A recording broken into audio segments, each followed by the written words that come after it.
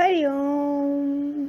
आप सब ठीक होंगे, स्वस्थ होंगे, समृद्धि होगी, सब कुछ भगवान जी के आशीर्वाद होंगे। आज गीता का जो सार है, जो हुआ अच्छा हुआ, जो होगा अच्छा होगा, उसके ऊपर ये थोड़े से वचन हैं। जो हुआ अच्छे के लिए, जो भी होता है अच्छे के लिए होता है। जो हो रहा है वो भी अच्छा होगा, जो होगा वो भी अच्छा होगा। कभी कभी हमारे मन में ये प्रश्न आता है कि हर परिस्थिति वो कैसे अच्छी होती है, कि हर चीज़ में भलाई है, भलाई है, भलाई है। जब हमारे साथ बहुत बहुत बहुत बुरा हुआ हो, फिर समय के साथ परत पर परत जब प्रश्नों के उत्तर मिलने लगते हैं तो हमें यकीन हो जाता है वाकई जो हो रहा है वो अच्छे के लिए हुआ है।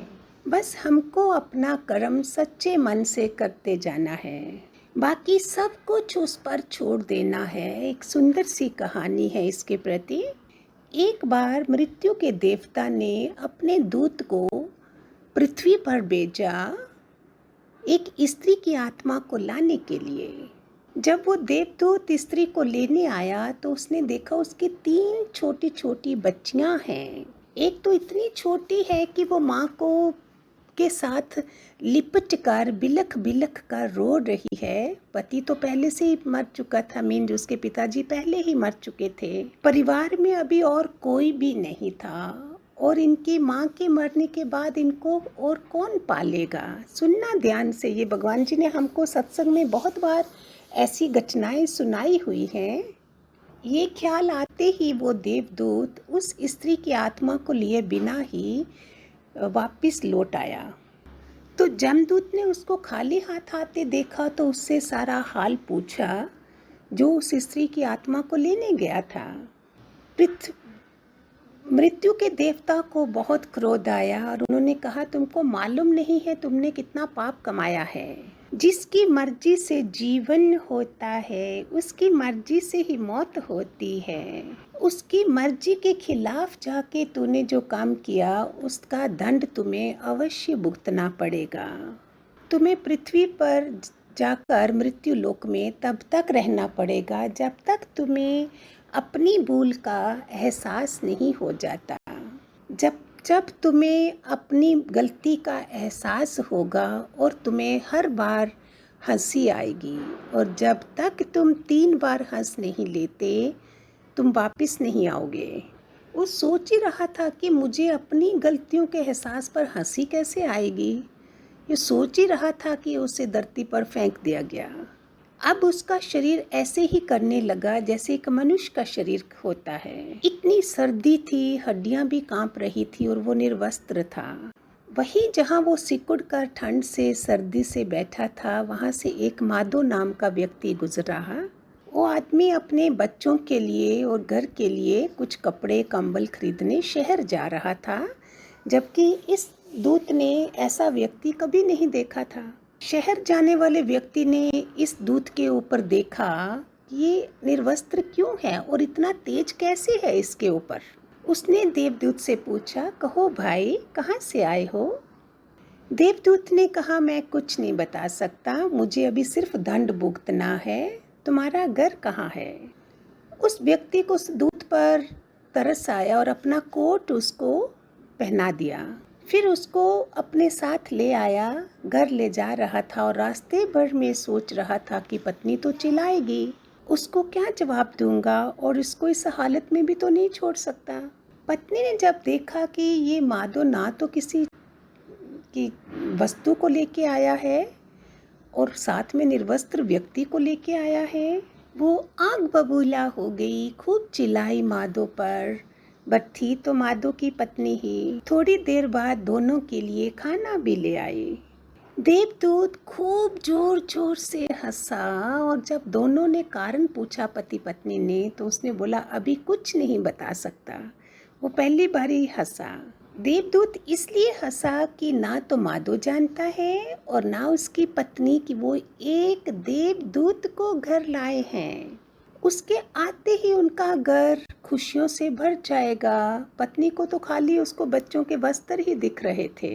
इंसान दूर तक देख ही कहाँ सकता है। जल्दी ही देवदूत उनके घर का एक सदस्य बन गया। देवदूत ने वो चरमकारी था, उससे सारे जूते का काम उसने सीख लिया और दूर दूर तक उसकी पॉपुलैरिटी फैल गई। माधो धनवान होने लगा और एक दिन राजा का मंत्री चमड़ा लेकर आया। उसने राजा के लिए जूते बनाने को कहा और चेतावनी दी कि बहुत महंगा चमड़ा है, बहुत दूर से मंगवाया है, कोई भूल चूक हुई तो दंड अवश्य मिलेगा। माधो निश्चिंत था, पता था वो जो दूत है उसने आज तक कभी गलती नहीं की, लेकिन ये क्या, उसने जूते के बदले स्लीपर बना दिए। उस देश में स्लीपर तब पहनाए जाते हैं जब वो मर जाता है। माधो ने अपना सिर पीट लिया। अब कुछ नहीं हो सकता था, अब तो उसे दंड भुगतना ही पड़ेगा। इतने में किसी ने दरवाजा खटखटाया और ये वही आदमी था जो राजा के लिए जूते बनाने आया था। बोलता, जूते बना तो नहीं दिए, राजा की मृत्यु हो गई है, अब उस चमड़े की जगह स्लीपर बना देना। कहकर वो चला गया और देवदूत अब दूसरी बार खिलखिलाकर दोबारा से हंसा। ये उसकी दूसरी हंसी थी। 3 बार उसको बोला था, जब तक तुम अब 3 बार नहीं हंस दोगे तुम्हें नहीं बुलाया जाएगा। ये उसकी दूसरी हंसी थी। जानते हो देवदूत क्यों हंसा? कि भविष्य जो अज्ञात है, हम कोई नहीं जानते सिवाय सृष्टिकर्ता की कि कल क्या होने वाला है, इसलिए वो हंस रहा था। सब अतीत के आधार पर ही निर्णय लेते हैं, लेकिन होना क्या है ये कोई नहीं जानता। देवदूत को माधो के घर रहते रहते कितने बरस बीत गए। एक बार एक बूढ़ी औरत 3 लड़कियों को लेकर आई और उनके लिए जूतियां बनाने का ऑर्डर दिया। ये देवदूत इन लड़कियों को पहचान गया। ये बच्चियां तो वही हैं जिनकी माता की आत्मा के लिए मुझे बुलाया गया था। देवदूत ने उस बूढ़ी औरत से पूछा, कौन है आप और ये 3 बच्चियां कौन हैं? वो बूढ़ी औरत बोली, इनकी माँ बहुत छोटी थी जब इनकी माँ की देहांत हो गया। मैंने इनको देखा, मेरा कोई भी दुनिया में नहीं था और मैं इनको ले आई। ये तीनों मेरी खुशियों का आधार बनी और सारी संपत्ति का आधार यही है मेरी, और अभी इनका राजघराने में शादी होने वाली है।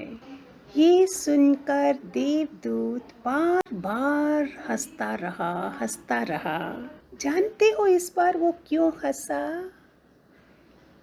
कि बार बार उसे अपनी गलती का एहसास हो रहा था कि नियति बहुत बड़ी है। हम उतना ही देख पाते हैं जितना देख पाते हैं, जो नहीं देख पाते हैं बहुत विस्तार है उसका।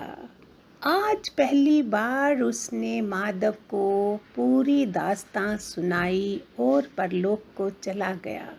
आज उसका दंड पूरा हुआ और वो समझ चुका था कि जो हुआ अच्छा ही हुआ और जो हो रहा है अच्छा ही हो रहा है और जो होगा अच्छा ही होगा। ये था गीता का सार, विस्तार से दृष्टांत के साथ, जिससे हम सब की बुद्धि अच्छी तरह से खुले। याद आ गया होगा भगवान जी के बच्चों को, ये शायद सुना भी होगा कईयों ने, तो रिपीट हो गया। हरि ओम हरि ओम।